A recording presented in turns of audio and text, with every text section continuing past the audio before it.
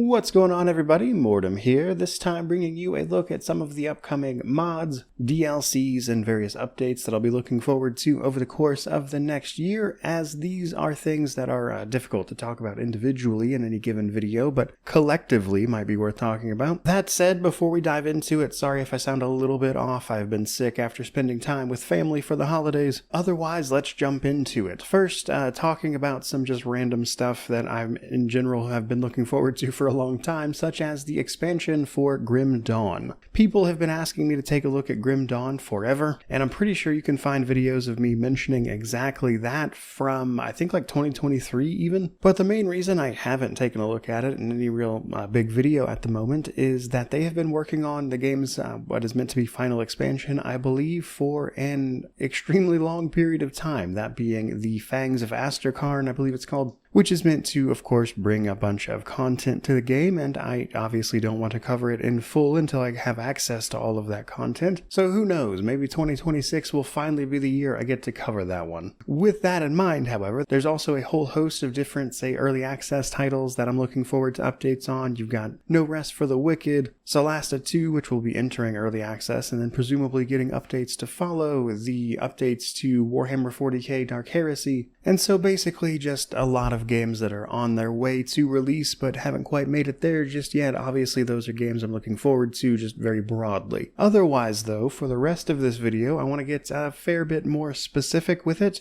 and so let's do just that, kicking it off with Warhammer 40k Rogue Trader's upcoming DLC. So initially releasing at the end of 2023, this game is officially more than 2 years old at this point, and yet their DLC journey is not quite done because it was confirmed not all that long ago that we're getting 2 more DLC for it roughly in the summer of 2026. And while those DLC sound interesting enough, that being exploring a vault curated by Trazyn the Infinite, new mechanics called implants, or stuff like the Processional of the Damned, both of which will be introducing new companions, stories, items, all that stuff. And while that's all well and good, and honestly enough reason in and of itself to look forward to it, another aspect of this for me, actually, is that Rogue Trader is a game that has evolved substantially since its release. They have, wildly redone the meta and things like that over the course of the game's existence. And so, basically, exactly what I did with Pathfinder Wrath of the Righteous is going to happen here, where I essentially re-review the game while at the same time updating all of my old guides and stuff for it that were from around the release of the game, just so I can make sure that all of that is up to date and accurate as I move to leave it behind. And honestly, I'm just looking forward to doing all that, both to actually play the DLCs and the content, but also to just, provide those resources for people. Now, on a slightly different note, I am also looking forward to all of the updates coming for Of Ash and Steel. So, if you watched my reviews or my recent ranking video, you may notice that I have a slight problem with Of Ash and Steel, that being that I could not finish it because it bugged out at the very end, like literally the last boss fight. And so, while there are parts of it that I enjoyed, it's just simply not anything I could recommend as a result of those problems. Now, they have relatively recently put out a patch 1.05 that addressed a lot of issues. However, it's also not quite all the way there yet either, as they have plans for multiple other updates.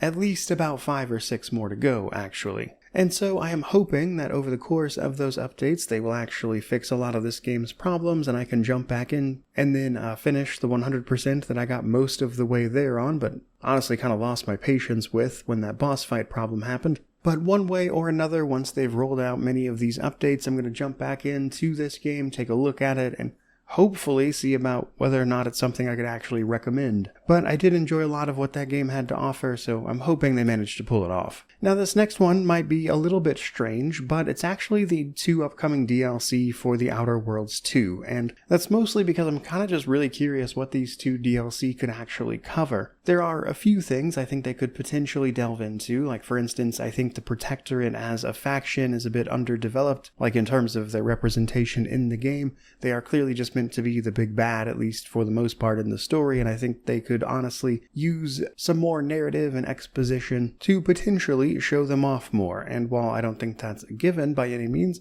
it's a way that I think they could go. Another option is to, of course, dig into the corporate politics, or perhaps the Order of the Ascendant, or maybe they could take all of that in an entirely different direction I haven't thought of. Because, at least to my knowledge, they have not mentioned anywhere what these DLC would actually be about, or their size and scope. In fact, I would go so far as to say we have kind of oddly small amount of information about it. Though I will say, I actually think some of the DLC for The Outer Worlds 1 was some of the best parts of the game, actually. And so I'm hoping they manage to redo that here, but we'll certainly see how it pans out. Next up, we obviously have Skyblivion. So Skyblivion, a melding of Skyrim and Oblivion, as the name would obviously imply, is looking to do a lot of stuff. And while, as somebody who just really loves Oblivion, I would have been game for pretty much anything, the stuff that excites me the most about what they're doing is actually the stuff they plan on expanding, like adding in, different versions of the various Daedric realms you'll be traveling to as part of the quests in Oblivion. The things they've reimagined or redone, like making some of the locations bigger and more fleshed out, that kind of stuff. And while this was initially supposed to be out in 2025, I don't think the delay is the worst thing in the world, given that we've already had the Oblivion remastered release to hold us over until this eventually drops. But perhaps unsurprisingly, as I talk about Oblivion a fair bit these days, I'm really looking forward to this and seeing what they manage to do with it. But with any luck, we'll see it sooner rather than later, which actually does bring us, of course, to our final entry, which is the anniversary update for Avowed, which is looking like it's probably going to be the last one, given that it's the end of their little roadmap that they've put out, and also we haven't heard anything else about anything further. And while I hate to give any credence to leaks and rumors,